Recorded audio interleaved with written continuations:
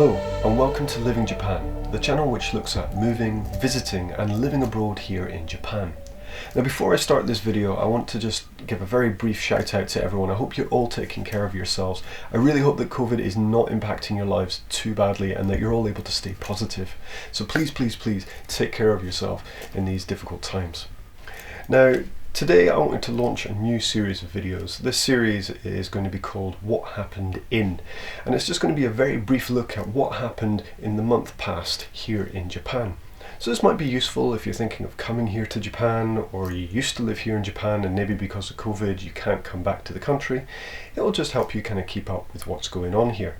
So if you like this kind of video, hit that like button, hit the subscribe button, and I'll be back again next month. Now don't worry, if you like my other videos, I will be posting them later on in the year, and I will have other series coming out later on in the year, but you'll have to wait and see what I bring you. So let's dive straight in with some COVID news.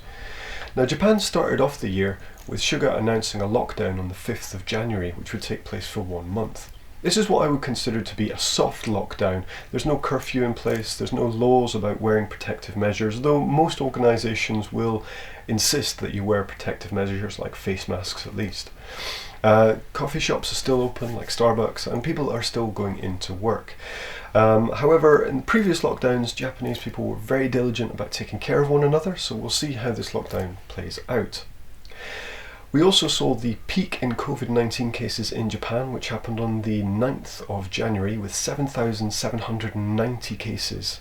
Currently we stand on 384,000 cases in Japan, which sets us at 27th in the world record of COVID cases, which basically means we're not as bad as countries like Russia, US, UK. However, we still need to be quite careful because our cases are rising here. Now scientists discovered this month that the strain of COVID-19 discovered in the UK has actually been discovered in Japan, passed from Japanese person to Japanese person, kind of destroying the myth that this is only caught from foreigners, and actually showing that there is a lot of cases of this in Japan currently. As well as this, scientists in Japan discovered several other variants of COVID-19, showing that the virus is mutating. This week, Suga has been thinking about extending the lockdown, which is due to finish on the 5th of February, for another month. However, nothing concrete has been said about that just yet. So moving on to our next point, this is some of the bigger stories that have happened in Japan last month. The first one was the student university tests debacle. A 49-year-old student who was taking his university entrance exams, while he was doing his exam, his face mask dropped down past his nose. The adjudicator of the exam asked him to replace his mask 6 times with no response and no action, at which point the adjudicator expelled the student from the examination, at which point the student went to the toilet cubicles and locked himself in for 3 hours. At this point the police were called. They came and arrested the man for, I think the closest thing we could translate it to is trespassing. Now moving on to the next biggest story, which happened on the 19th of January, and this was a multi-car pile-up that happened in Tohoku region, caused by a large snowstorm that basically whited out the roads over there. The car crash included 134 cars, and the casualty list was 1 death and 17 injuries.